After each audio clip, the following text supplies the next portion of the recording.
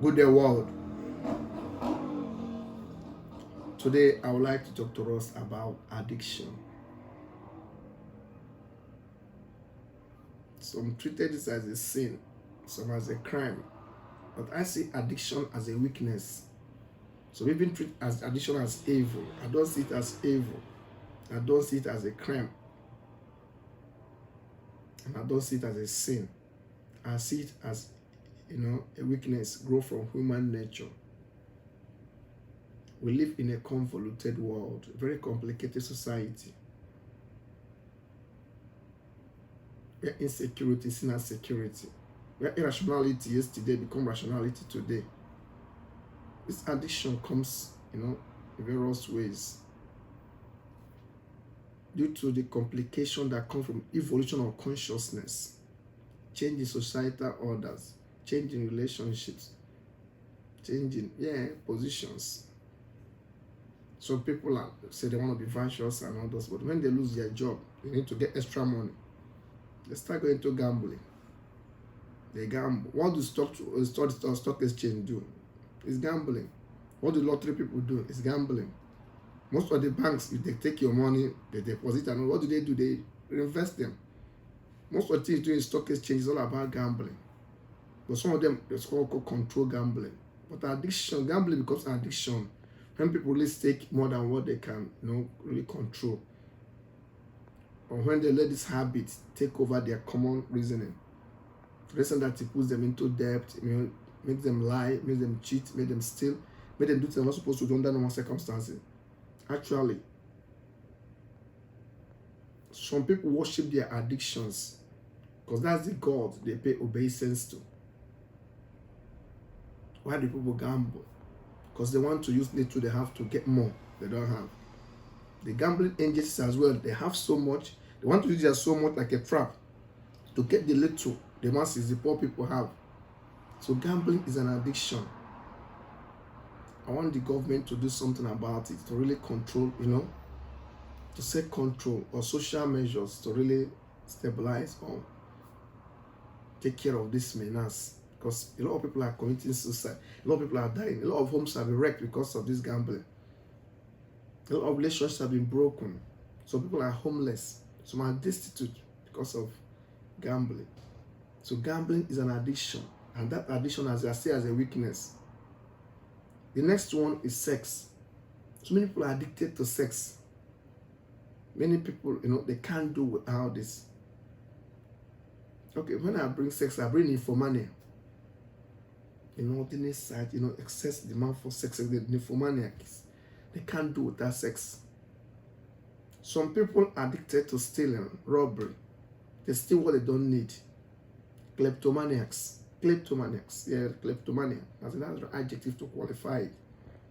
They steal even more than, compulsive, obsessive in action to really steal, even they don't need it.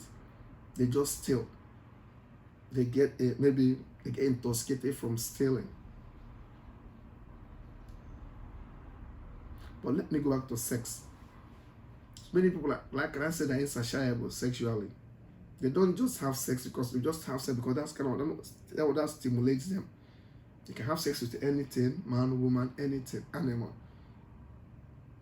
That one is a higher form of addiction, and most of them end up contracting disease and die miserably and all those things. Sexual addiction is there. Another one is drug addiction. So many people are highly medicated in this society because the society is so complicated. So many people are getting medicated. Not just medicated, are dedicated to these medications. They can't do without them. Some can't sleep without taking some sleeping pills. Some of them call them junkies. Religious people call them sinners. Government people call them criminals or offenders. Me, as a social psychologist, I call them weak people. They are weak. I see them as victims or the victims of higher victims. So we need to do something to control, people that are addicted to drugs.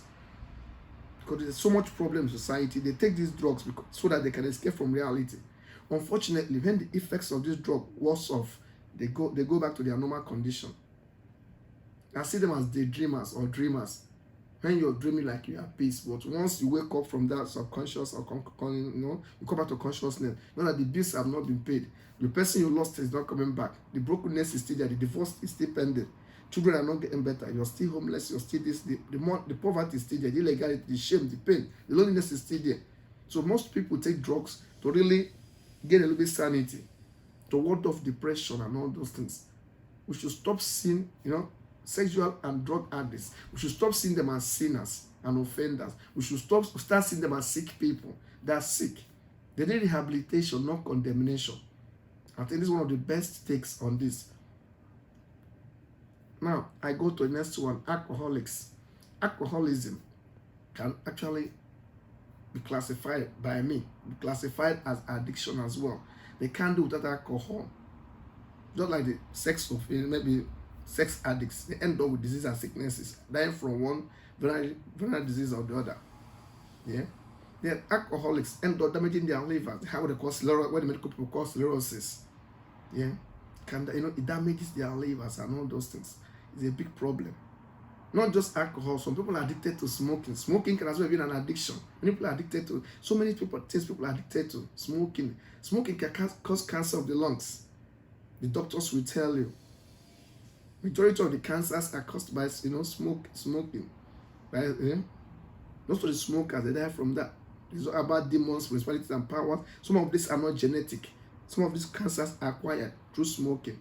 Is it weed? Is it cigarette? Whatever, all those things you have to take it. Smoking can damage our lungs, blackens our lungs, and all those things. Smoking is an addiction. So I expect the government or the agencies to treat smoke addicts, sex addicts, alcohol addicts, to treat them as weak people, sick people, not as sinners or offenders or criminals.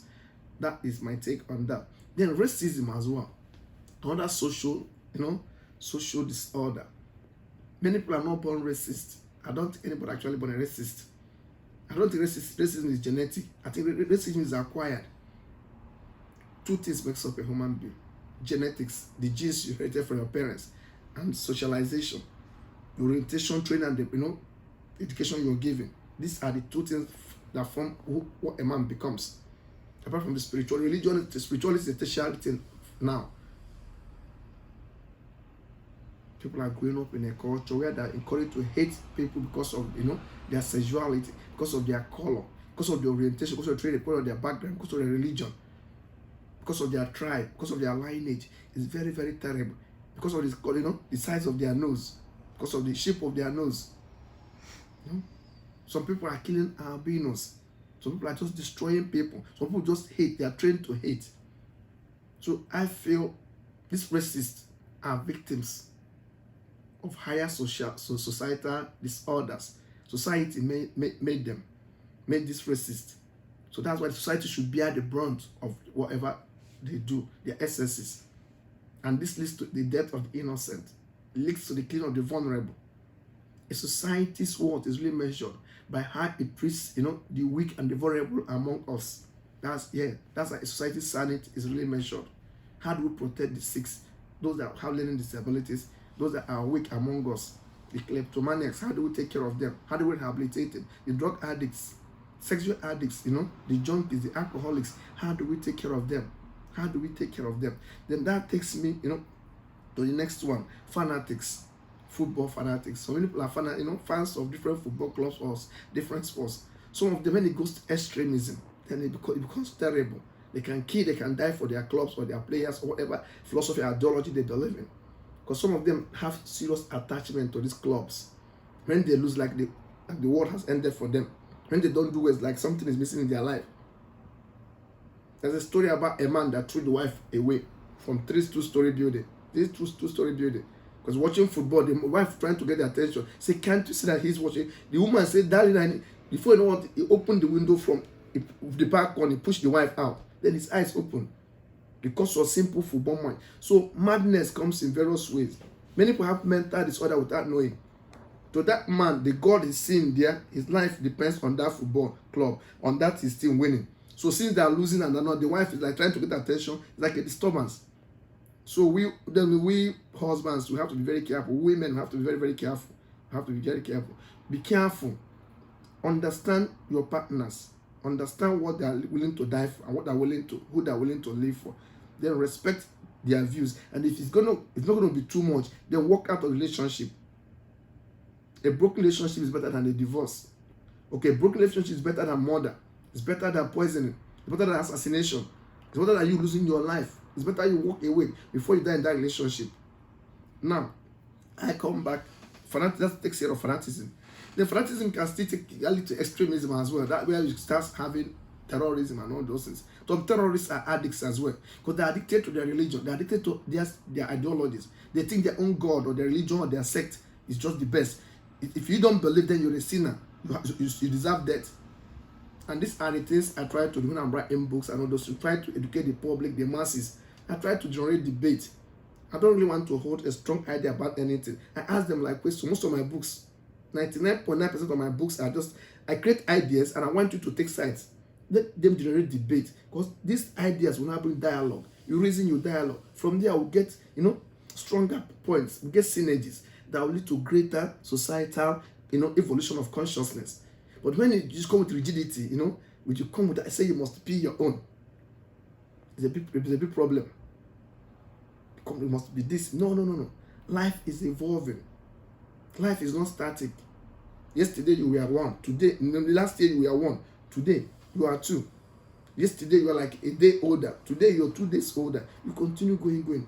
So aging is a continuous process. So I want us to evolve in society and begin to take care of the excesses, and the weaknesses that come from this evolution of consciousness. It's very, very important. Addiction is a very, very strong topic. That's why I'm taking a little time to explain that today. Now, another one is atheism. I'm talking about extremism. I see extremists, I put that are misguided in a way. And this extremism leads to terrorism. Because when they go above board, try to take other people's life, try to kill themselves and kill others, then become terrorism. Try to cause public disorder, or destroy others. There are terrorists in the police, there are terrorists in the army, there are terrorists in the churches, in the mosques, there are terrorists everywhere. But then, what do we do to really control them?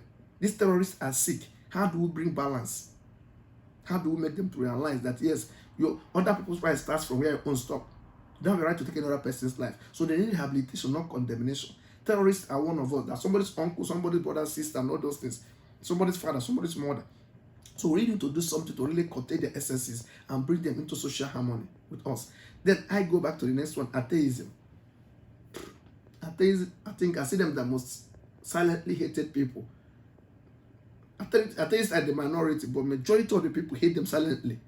Many people, when they have opportunity, they will kill an atheist and hide it. Because many people hate them, but they don't like speaking it out and all those things. So atheism, I see as well as an addiction. Some people are addicted to their doubt. Some people are addicted to their belief that there is no God. Atheism is a form of belief, but they believe there is no God. Why Christianity or Islam or faith or whatever, faith is a kind of belief as well. They believe there is God. So if you believe there is God and you pay obeisance to God, then you're a believer or maybe religious. But if you say there is no God and you do also like humanist and all those things, agnosticism and all those things, agnosticism, yes, you say there is no God, then it's a belief. So atheism itself is a belief, but a belief in an unbelief, a belief in unbelief. That's it. They believe in their doubt. You believe in your belief, they believe in their doubt. So it's a kind of belief as well. Now, so atheists, they want reason, they want you to give them reason to believe, an excuse to doubt. They already have excuse to doubt there's no God, that we just came from nothing, blah, blah, blah, and all those things. This brings us to evolution and Big Bang as another big, so wide a road I don't want to go now. Because biology is involved when you talk about evolution. But the Big Bang, physics is involved as well. Chemistry, physics, and some part of biology is still involved. Because for anything to bang, there must be some chemical components. Physics has to be there. Then biology has to be there. When you talk about evolution of consciousness as well, evolution of creation of creatures and all those things, or men, women, and all those things, then biology has to evolve. Because whatever is evolving must have been created. So whatever is evolving must have been created. And who is the creator? So before we talk about evolution, we have to talk about the creation. There's a creator before things, before there's a creator that created things that evolved. That's how I put it. So evolution might be right, but then there's a God that created those things that evolved. Because whatever evolved, must have taken time, space, evolved between time and space. And they come in form of chemistry, natural, air, water, gas, all those things that evolved. Because for you to have evolution, you have to have fire, you have to have water. Yeah? You have to have air. You have to have the earth. A lot of things have to come, the wind, a lot of things have to come for you to have evolution. But let me leave chemistry and physics by the side. So atheists, they are right in the way they believe. But then, we need to give them reason to believe. Then to doubt or destroy their excuse for doubting. That's another one. Then I come to the vain. People are vain. That's because of feminism and women now. I'm not trying to be sexist or whatever. But I think most of these women are vain. No? So conscious about who they are. Makeup, weave on, eyelashes, first shoulder pad. These things put me off a lot. That's sometimes when I look at some women, I just shake my head. They don't know why I'm looking at them. When some people, I look at, there was a question I asked one of my classes recently. I say, when you look, do you give or take? Up to now, many people have not given the answer to that. When you look, as you're looking at me now, do you give or are you giving me or taking from me? When you look, do you give or take? I'll leave the answer to you that is the viewer. Give me the answer to that. When you're looking, as I'm talking now, discussing, trying to maybe inculcate some ideas into you, are you giving or taking? So a lot of people are really vain because they're tied to materialism, artificialities. They think this, cosmetics will add artificial importance to their statuses. It's very, very counterproductive for me. I love nature. And this takes me to nudity again. I'll still come to nudity. They're so vain. God gave them natural hair. They want to build another synthetic one. God, they gave normal eyelashes. They want to get their external one that is standing. Some of them end up gumming their eyes. Those things irritates me. But let me not personalize my preferences now. Let me just continue to generalize what I'm doing. God gave them lips. They want to do something to make that lips stronger. God gave them teeth. They want to have artificial teeth. Everything God gave shoulder. They want to push shoulder part. God gave them buttocks. They want to have artificial buttocks. God gave them nails. They want to have wicked. They want to have the ones that look like that of cats and tigers. God have mercy on women. And some men are even imitating now. Shaving. We are not proud of who they are. I'm not saying people should enhance this thing a little bit, but excess, too much of everything is bad. So many people are like addicted to vanity. They're so vain. Some are addicted to their education, their qualification, their professions. Maybe from some villages. They are the first doctors, first engineers, first aerospace engineer, first president, first prime minister. They think, first MP or whatever, first military man, general. They want other people to worship them because of that. There's always a force to anything. And whatever you are now, people have been before. You add that to them, people will still be better than, we have better tomorrow. Your bank account that's your bank account, like some people give to some prostitutes, The woman you call your wife today was somebody's ex-girlfriend. So life is somehow. This person as a prostitute today was once a virgin. So many people are addicted to so many things. We need to see life from a realistic perspective. This takes me to another one again, what I call gossip. Yeah. Many people are addicted to gossip. They can't do without. Did you hear that Mr. John did this to Mrs. Rose, to Mrs. John? Gossip. They don't have facts. It gossip. I hear say. It doesn't have any fact at all. It's just like hearsay, heresy. Did you hear that I heard that Mr. John shot Mr. David, and David wasn't there, and this one is just gossip. They said the government is going to take gossip. Yes, we live in the information age, where internet and has really made information to be highly disseminated. But still, let us try to stop spreading fake news. Let us be realistic. Let's be sure whatever we forward, especially in this internet age. Let's be sure. Research, Google, check, search for information. Go to Wikipedia, encyclopedia, check and know that the information you want to disseminate is real. So many people are addicted to that. I think society should still take care of that. I'm not saying that information should be controlled and all those things, but I want it to be balanced. Balance is very important. Then this takes me to another level of addiction. The sociopaths and the psychopaths. Many people see them as the worst species of humanity. But they feel they don't have human feeling. They think they're inconsiderate and all those. I see them as the highest victims of the victims of higher victims. Most of them are not born like that. Society made them who they are. So I'm trying to, like, because we treated them, devilishly, or we torture their emotion, we destroy their sense of reasoning. So growing up, they feel they want to give back to the society what the society done to them. They want to revenge, they want to, like, give back. Unfortunately, they end up killing the innocent. They end up abusing the innocent. They have nothing to do whatever they pass through. Some of these sociopaths came from broken homes. Their dad was not there, their mom was not there for them. They were abused as children. But they end up going to abuse the innocent people out there. Then somebody says, this karmic, is this karma, is this nemesis or what? Some of the offenders don't really retaliate on those that offended them. They go to kill the innocent people. Some of us are innocent culprits. Yeah, we are victims of circumstances beyond our control. So how do we really control these addictions? These are the levels, the things I want the government to start looking into. Stop seeing these people, these addicts, gambling addicts, sex addicts, alcohol addicts, racists, fanatics, atheists, vain people, the gossips, sociopaths and psychopaths. Stop seeing them as sinners and criminals. Treat them as victims. Treat them as patients. Let's rehabilitate them. They need rehabilitation, not condemnation. So that is some of what I want to say today. That's what I want to say about addiction. Time will not permit me to maybe dwell more on what I think about. I hope I've been able to make a little points, on how we can really rehabilitate the sick and wounded, emotionally, mentally, psychologically, intellectually wounded among us. God help us in Jesus' name. Then finally, before I go, some of the soldiers that have what they call it, traumatic stress disorder, whatever they call it, post-traumatic stress disorder.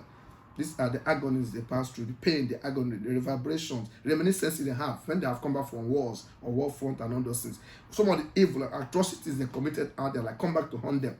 Some of them, in order to control this, they start taking drugs, they start drinking alcohol, they start taking medications that really let them ward off those evil memories. So we need to really do so much to help our soldiers. Yes.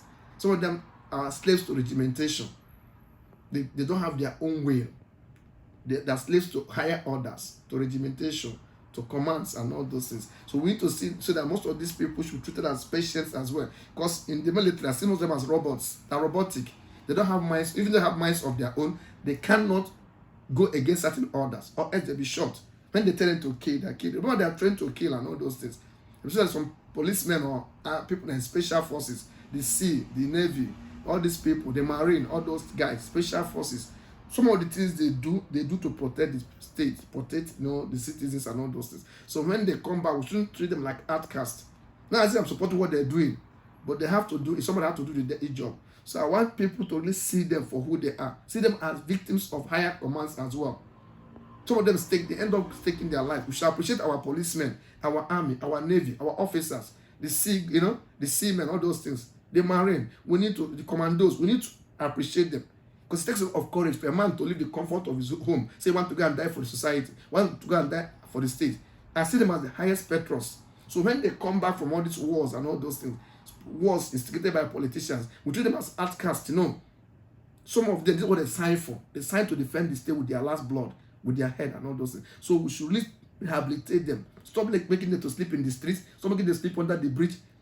Some of them are homeless. Some of them are tortured. Once they actually come back, they should be picked up and given strong and effective counseling and put on the watch list, maybe for like 6 months or 8 months or 1 year, to make sure that they have their mental stabilization before we can reabsorb them to society. This is what I think. We should stop treating our ex-soldiers and all those things, or even the active serving ones. We should stop treating them as wicked people. We should stop treating them as sinners and stop treating them as criminals or offenders. After all, they went to defend us. So this and a lot of things happen in war. A lot of things, messy things happen in war. Some of them go that they rape people, they kill innocents. Either they kill or they be killed. I'm not condemning war crimes against humanity. But I'm trying to say that when these people do go there to take this risk and come back, we should stop seeing them as addicts. We should stop seeing them as sinners and offenders and criminals. We should see them as victims as well of state diplomacy or higher state orders. Unfortunately, some wars are unjustified. I will end with this word. Violence is not legal if its motive is not innocent.